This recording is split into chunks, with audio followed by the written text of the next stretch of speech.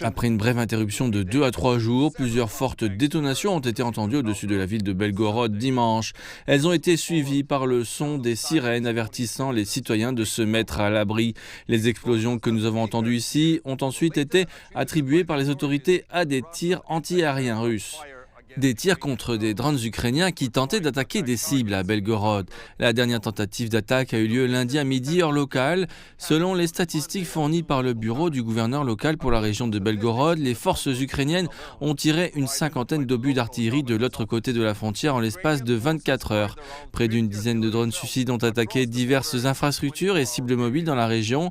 Et les sources russes ont affirmé qu'au moins 2 drones ressemblant à des avions avaient été abattus par les forces russes. Comme cela s'est déjà produit à plusieurs reprises, c'est la ville de Chebekino qui a essuyé le plus de tirs d'artillerie ukrainiens. Il s'agit d'une ville frontalière. Selon la chaîne Telegram officielle du gouverneur régional de Belgorod, Vyacheslav Gladkov, la dernière vague d'attaques n'a pas fait de victimes. Il a également indiqué que depuis lundi matin, des drones suicides ukrainiens visaient des centres de communication dans les zones frontalières.